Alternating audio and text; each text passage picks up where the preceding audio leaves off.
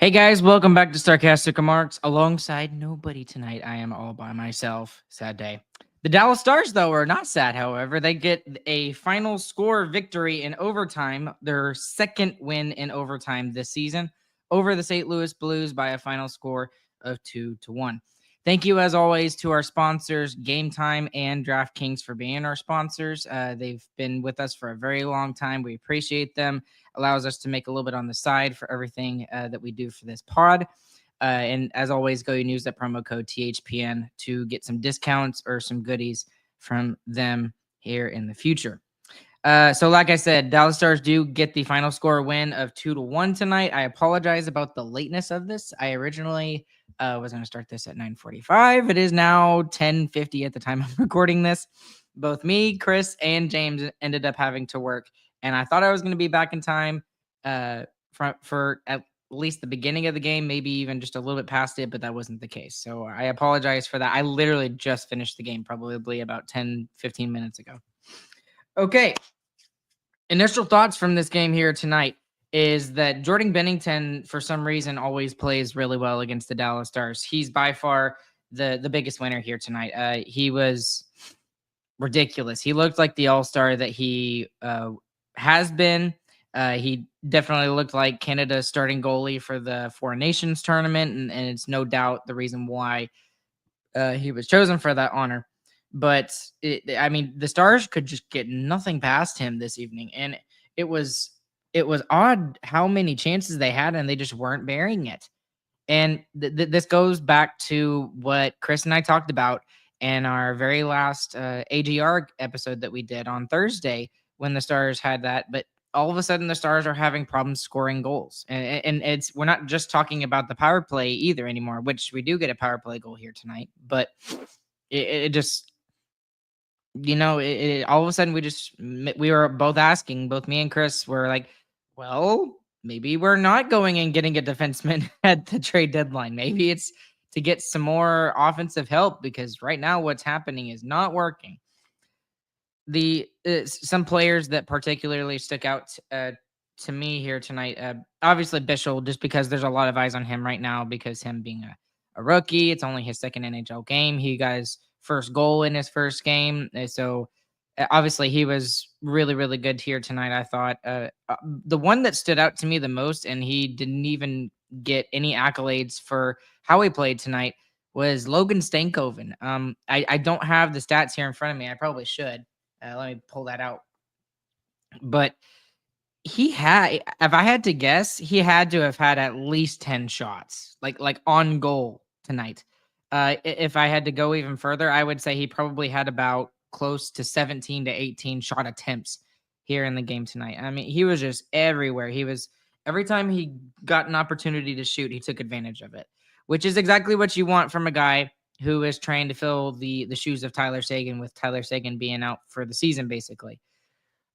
He was really good. He had chance after chance after chance after chance, and it just never seemed to get in the back of the net for him. And kind of a segue into the next thing, there were so many players that had numerous chances here tonight, and I don't know what else to say other than the fact that they're just gripping the sticks a little too tight, I guess. I don't know another way to describe it, but it was absolutely ridiculous the way that we played this game. We outshot them every period. I'm now looking at it. 10-7 in the first, 14-3 in the second, 10-6 in the third period, and then they didn't even get a shot. The Blues didn't. 3-0. It was 37-16 in shots. We almost tripled the amount of shots that the Blues had. And at one point we did. It was like 11-32 or 11-33, something like that. Let's take a look at the shots here. Okay. 5 for Stankoven. Okay, maybe I was exaggerating a little bit, but still, that's a ton of shots. Ben with a shot. Blackwell with 2. Let's see. Steele with 2. Robertson with 2. Rope Hintz with 6. Marchment with 2. Johnston didn't have a shot, which is surprising. Duchesne with 2. One of them actually gets in the back of the net. Dodonov, another player who looked really good tonight. He was snake bit as well. He had 4 shots. And then On the other side, on the defensive side, Smith had a shot. Heiskanen had 2. Lindell had 2. Lyubushkin had 1. And then this one doesn't surprise me either. But Thomas Harley had 5 shots tonight. And we'll get into a little bit with that, with him being paired with Miro tonight as well in the episode tonight. But geez, man, they just cannot get a goal to save their life. I think now they've had 18 goals in the last 7 games now. So that's below below average for the Dallas Stars. They're getting less than 3 goals a game. And I mean, it doesn't mess with them tonight, but still they got to start figuring out how to get the puck in the back of the net. And whether that's playing the way that the third and the fourth line have for the most part this season, and just have all 4 lines doing that, or the skill players have just got to figure it out. I mean, this has just been a talking point throughout the entire season, is the fact that the Dallas Stars don't have their best players being their best players all the time. And they take care of business tonight, but they only get 2 goals. And literally the only reason why they win the game is because they spent 53.5 minutes, however long overtime was. I think it was 3.5 minutes. 53.5 minutes in the blue zone. I mean, the Blues rarely had any kind of pressure in the Star zone at all in the game here tonight. So it was frustrating in a different way tonight. Like last game was frustrating in the fact that the Stars just had no compete. They had no intensity of their game. They had no energy. Tonight was the exact opposite. They had all the energy. They had all the work. They had everything working for them the way they wanted to without the execution. And that execution continues to be not there for the Stars' best players more often than it needs to be. Yes, it's Duchesne. Yes, it's Robo on the power play, but it's not enough. That needs to be done more. Okay, so I'm feeling myself being a little bit negative about tonight, so I need to be a little bit more positive about the fact that they did get the win. They haven't gone to overtime very much this season. That's very good. And the fact that they've only gone 2 times and they've won both games. So in both games, they deserve to win. The San Jose game, they deserve to win. And especially this game tonight, they absolutely deserve to win as well. So it should not have been 2-1. I wish I had Chris or James here with me to kind of look it up. Maybe chat, y'all can look it up for me. But the deserve to win meter on moneypuck.com, I would guess 70% plus for the Dallas Stars. It was not even close. All the advanced metrics should be like 4-1, 5-1 for the Stars here tonight. Let's take a look at chat, because chat normally has a good way of making sure we hit all of the necessary topics in the game tonight. Robo had a solid game tonight, though. 2-point night for him. Yes, he was extremely noticeable tonight. He was much better. But the problem is this, and I'm not trying to be negative when I say this, but we've had good games from him this season. It's the consistency that is the problem. Like everyone will rag on him for a game where he played especially bad, like especially last game on Thursday, he played especially bad. And then he turns around and he has a really good game the next game. And that's been about 2 or 3 times that we've said that this season. And he was good tonight. He was very good tonight. I need to give him the accolades for that. But what needs to happen is we need to see the consistency from Robertson. He is too important of a player for him to not get that. He has to be more consistent. We need him. We absolutely need him. And I'm tired of seeing just these glimpses of him doing really well. I need to see it way more often. And at least on the positive side, it's happening now rather than in the back half of the season or going into the playoffs or something like that. So he's got time to figure it out. But the Stars right now, a lot of teams are starting to catch up to the Dallas Stars in the Central Division. I mean, St. Louis is 5-2-2 in their last 9 games. We're starting to see Colorado kind of figure it out a little bit. I don't see the Jets or the Wild slowing down anytime soon. Maybe they will, just like the Wild did at the end of last season or the season before, one of the seasons. But regardless, we got to have some more consistency on this team, man. And it's from individuals and it's from the entire team in general. Another good positive thing here from tonight, and I am not seeing it in chat, but since we talking about Robo, the power play was excellent tonight. For the most part, I love the way that they were playing. I love the puck movement, the goal in particular. There was a lot of good movement. We really need to see that consistency again, getting better on the power play, and the power play does not uh, fault them tonight. And yes, Jacob, I agree with you, except for the fourth power play, it did not look very good. But again, that's why I said in general, it looked very good. Maybe that's the solution for the Dallas Stars, and I'm specifically talking about the Robertson goal. He wasn't even like in the dead slot. He was in the high slot. He was up at the top of the circles. And yeah, he was in the slot, but it was high slot. So it was a great shot. It was exactly what he needed, and he that looked like a Robertson goal again. And but again, how many times have I said that in a game that he's played really well? He it's got to be consistent, and I'm trying not to be negative about this because they do get the win here tonight, but still, okay. I got a lot of notes, so I'm just gonna run through these here real quick. Okay. First period, Nils does come out of the lineup. Smith does get back in. I didn't see much from Smith that makes him stay in the lineup, but I also didn't see anything that made me think he should come out of the lineup. So that maybe that's just to get Smith in the game, and Nils will come right back in. Jim Montgomery is back in Dallas for the second time. He's 5-2-1 since taking over the St. Louis Blues head coaching job since November 24th. So coming into tonight's game, they've had a really good record, the St. Louis Blues had. And this is also noteworthy in the fact that Faksa and Suter returned to Dallas for the first time since being traded away or leaving the Dallas Stars. Smith got slew-footed early in the game. There was no call. I was really frustrated about that. Johnson had a good defensive play after a Dallas turnover. Suter had a slap shot after Kyrou had a really good setup to make that go. Blackwell had a shot and he gets a rebound. And at that point, that was the best we had seen from the Dallas Stars, which was really frustrating.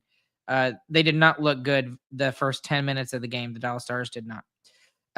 Then I also kind of wrote this down. I thought it was interesting. Bischel playing with Essa tonight. There was a good chunk of that we saw. I mean, Bischel and Essa both have played on the right side, so that's interesting to see them both play together here tonight. And obviously, that's the two biggest guys for the Dallas Stars. Obviously, Essa's more defensive-minded. Bischel's kind of the more two-way guy, but still, I thought it was interesting to watch that pairing tonight. Parenko had a giant chance and just completely missed. His head went straight to the sky after he missed it. That probably should have been a goal, and that should have been 1-0 at that point. Rope had a chance around the 13-minute mark, literally about 17 seconds after Parenko missed. Dallas would go to the penalty kill. Steele would go for tripping, and Dallas's penalty kill was 6th in the NHL. That's the good part of special teams. But Dallas would allow a power play goal, kind of. It was really a power play goal. It was 2 seconds after the penalty had expired. Kyrou scored after a ton of pressure in the D zone. Bush lost his stick, and then they were just in full scramble mode for about a minute and a half. And there was a really good save by Ottinger. I forgot who it was on, but then Kyrou just there was too much pressure by the Blues there, and they were able to get the goal there. Shin would have a chance after that. Stankoven would have a chance. And then Lyubushkin would go off for hooking. Dallas would go on the penalty kill again. This penalty kill looked very good as well. And the first one did too. Don't get me wrong. The first penalty kill looked very good as well. It was just extremely unfortunate that Lyubushkin lost his stick, and they played 5 on 3.5 for that period of time. They just could not get it out, and St. Louis just happened to keep jumping on the loose puck. After that penalty kill and after they killed it off, it was basically all Stars from there through the rest of regulation. 840, Steele would have a shot off the rush. There was no second opportunity, however. Dodonov, that's one player I probably should mention more here tonight. Dodonov had an excellent game. Just could not get on the board and get on the score sheet. Duchesne would have a chance at 356. Fowler, who is a recently acquired defenseman from the Anaheim Ducks. I think it was a second round pick and an ECHL level defenseman going the other way to Anaheim. But anyway, Cam Fowler in his first game as a St. Louis Blue, he blocks Marchment's shot, and that probably would have been a goal for sure as well for Marchment. So Marchment, again, couple chances here tonight, could not get it behind Bennington. There were some really good shifts by the third and fourth lines, and I wanted to mention that because I think they deserved a lot of credit for the Duchesne chance and then the Marchment chance that got blocked. Those two lines basically set up those two chances with the forechecking pressure that they had. So that was just something I noticed. And at the end of the first period, man, was I frustrated. I was just like, at the same time, the Stars had more chances in the second half of the first period, but it could have easily been 2-0 St. Louis based off of the shot that Parenko missed. That should have been in the back of the net. Going into the second period, more bludgeoning and forecheck needed. That was literally all I wrote going into the second period. They highlighted 16 goals in 6 games. It's less than 3 goals a game on average, and it's very low and weird for the Dallas Stars in the last 3 years, a.k.a. the Pete DeBoer era. 1920, Stankoven had a shot. Miro had a point shot that got redirected. Stankoven again. That was within the first minute of the second period. Dodonov with another chance on the rebound. He tried to go over the pad under the blocker. It did set up a Dallas power play. It was a delay a game. I didn't get who it was. And then they also mentioned that the home power play is 4 for 41, which I guess is now 5 for 45, 46, something like that. So it gets a little bit better tonight, but not much better. However, Robertson would score on a one-timer in the high slot. It was a very good zone entry by Miro, and there was a lot of good puck movement by all on that unit. So it makes it 1-1. Duchesne had a bid that gets blocked. Again, another giant chance that they just could not get on Bennington. Texier would tie up Essa. Dallas would go back on the power play, and then there would be more shots by Robo. Robo was feeling it in that second opportunity here. He had a one-timer from the left face-off dot. He just completely missed. And then he had a shot off the rush that looked really good, but it was slowed down by Buchnevich. Dodonov would have an opportunity in the slot. And then literally about 30 seconds after that, Harley, he was really good tonight. And I know he had 5 shots, but there was one instance here, 14-21. Harley needs to shoot there. I was like, shoot! And he passes the puck across, of course. At this point, shots are 16-7 at the first TV timeout in the second period. And yeah, it's after the 2 power plays, but Dallas had completely dominated from basically the 8-minute mark of the first period up to that point. And then I wrote, Fowler has been really good for St. Louis in his first game with them. And I thought he was probably one of the more noticeable players for me as a Dallas Stars fan tonight. At 11:15, Harley had a centering pass that he tried to get to Stankoven. It was blocked off, and that was just continued to be a theme here tonight. It was just lots of just abouts or very closes. They win the faceoff. Dallas does at the 8:30 mark. They turn the puck over before getting the puck out. That was a little bit frustrating. But again, there wasn't much defense that needed to be done by the Dallas Stars tonight because of the amount of pressure that they had throughout the game in the offensive zone. Hintz, one of his 6 shots tonight. He had a shot off the rush, and he showed some of his speed with that shot. Dallas had Bennington searching for the puck around the 7-minute mark. Duchesne almost caught him off the post, and it was another one of those like sharp angle shots that Dodonov likes to get off, and Duchesne likes to as well.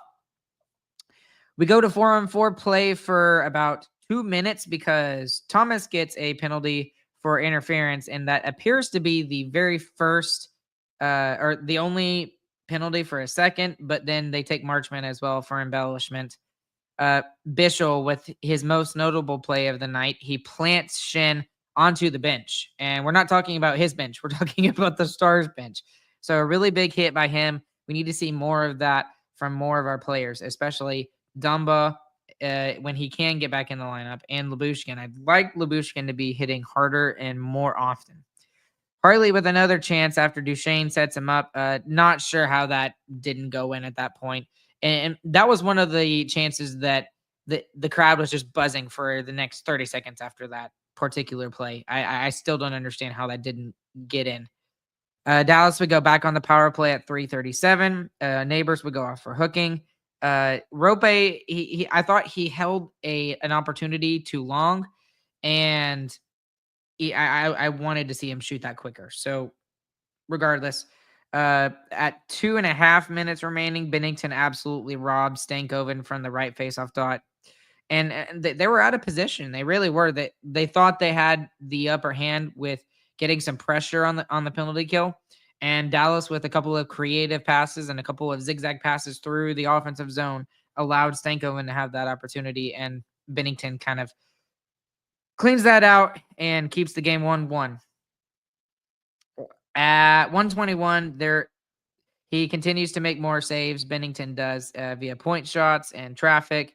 Essa makes a good D play. He almost put it past Ottinger, the St. Louis player did, and it was off the rush. And then that's basically all I had and then at the end of the second period, I did write the shots were 14-3 for Dallas.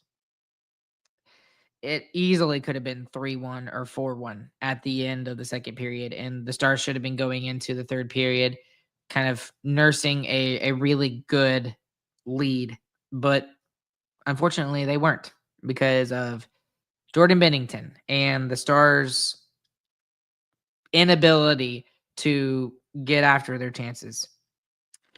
In the third period, I didn't take as many notes just because it was basically just shot after shot. I mean, let's do this real quick. Hintz shot. Hintz with a deflection. Robo tries to go around Bennington. That was another big opportunity for Robo. Harley almost took off Maverick's head. Dallas would go on the power play. Robert Thomas goes back to the box. Really scary situation. Hintz appeared to take the puck in the place you don't want to get hit. And thankfully, it was just his stomach. And I say thankfully, but still, that probably hurt. And I got some oohs out of the crowd once the crowd saw the replay. Stankoven with another shot. Hintz with a backhand rebound chance. It went just over the net. And that's another one that I'm like, face palm. Like, come on. How did that not go in? Harley again. And then we started to see a little bit more from the St. Louis Blues, but it was literally just a sprinkle, and then we'll go back into the St. Louis end.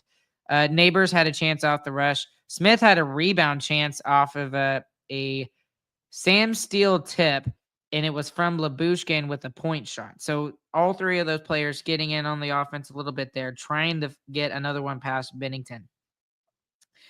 There was another play that started to develop that I started getting really worried about. St. Louis going 4-on-2. Thankfully, there was no shot there, and they were not able to get it out for whatever reason on that particular play.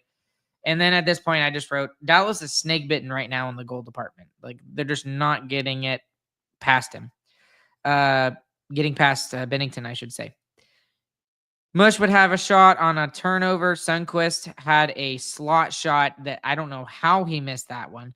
Duchesne would have a shot that would go wide, and about 5 minutes remaining, Johnston with a really good defensive play off of a rush. 2.5 minutes, Holloway with a chance on a broken play. Otter made with a big save there. Now, I should give Ottinger some credit here tonight. It is really hard to have a game like this where you're basically watching for a majority of it, and then randomly there's these big chances that happen. And he had a couple of those in the third period, especially when the Stars I mean, it's really hard to keep that pressure up for 50 minutes like the Stars basically did. But when they did have a couple of opportunities, the Blues, Ottinger was there to kind of make sure that it didn't get a 2-1 lead for the St. Louis Blues when it should have been like a 3 or 4-1 lead for the Stars.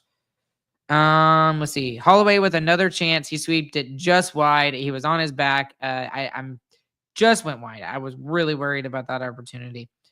Dallas goes to overtime. Stakeoven would have a chance. They basically controlled the entire overtime.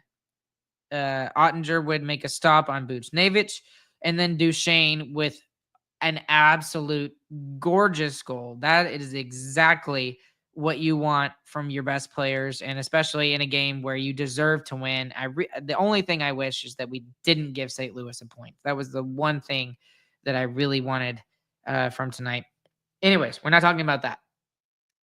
Duchesne goes backhand. He finds a way to make it forehand, and as soon as he's able to do that, he lifts it, roofs it right over Bennington's stick. It was a fantastic shot, and he basically just took it solo, and he used his speed to get around the defenseman, and it was just enough space to where he was able to get that shot off and go backhand to his forehand. And the Stars win it for the second time in overtime, 2-1. And that's the game there. I am really looking forward to seeing if the Stars can get to 3. I forget what team recently came. It was Nashville. Nashville was having a really hard time getting the 3 goals in the last 10 games that they've played.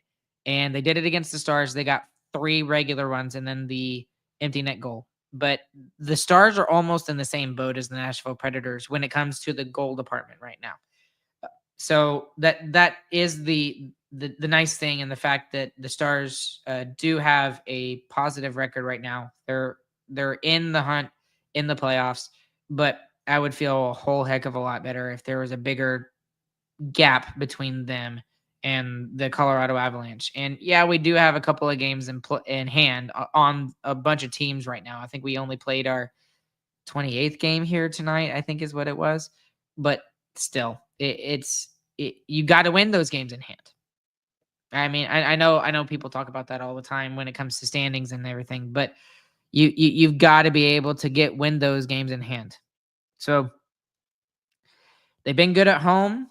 The next 4 games are going to continue here at home, or the next 3, I believe. Sorry, excuse me. The next 3. We're halfway through this homestand.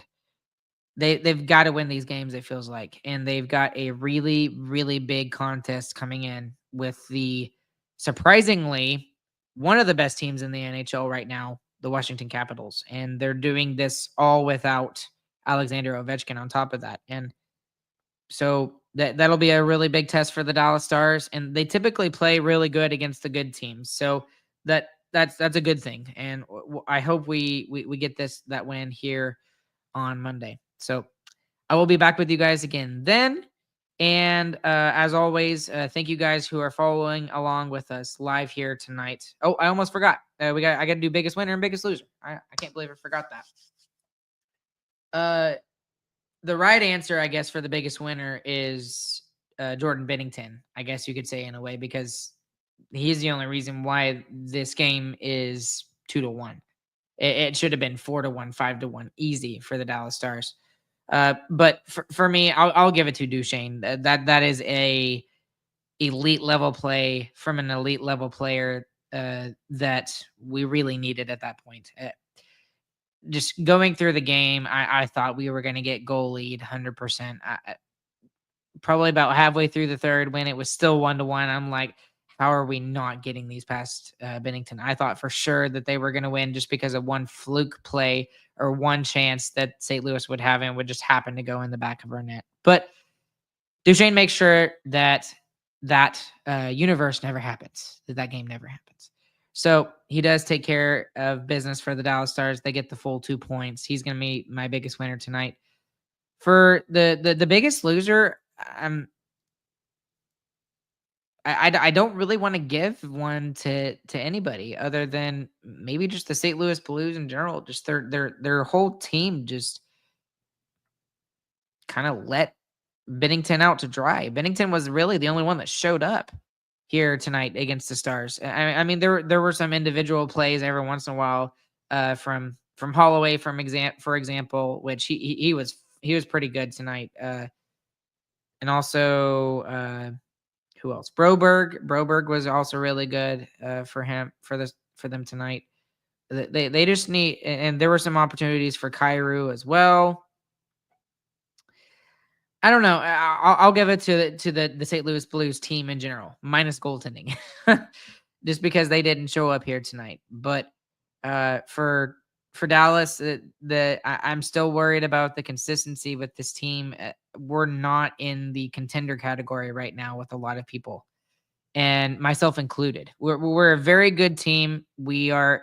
I believe we are a playoff team. I will be shocked if we will not be in the playoffs at the season's end. But if we want to get back to that same level as where the Jets are, the Wild, the Capitals, the Devils, if we want to get back into that category, we've got to start racking up some wins more consistently, because the Stars have not done that the last month or so. It's been a very much 500 hockey and not really taking care of business. And there's just a lot of problems right now with this team, and they've got to find some way to fix it. Okay, I could go on for another 30 minutes, but I'm tired. I'm ready to go to bed. Anyways, guys, thank y'all again. I'll try this again. Thank you guys so much for following along with me tonight. There's even more of you who are listening afterwards. Again, I apologize to those of you who are waiting for the live stream at 9:45, and that didn't happen. Just with me, with Chris, and with James, all three of us working, it was just not possible. But I'm glad we got it done. Thank you to Game Time and DraftKings for being our sponsor. Use that promo code THPN the next time you are there. Follow us across social media at StarcasticR. Click like and subscribe if you're watching on YouTube. And as always, we hope you guys have a good, fantastic evening, morning, whenever you guys are listening. I guess I'll have to say it myself since Chris is not here. But GG, boys. We'll be back with you guys again on Monday.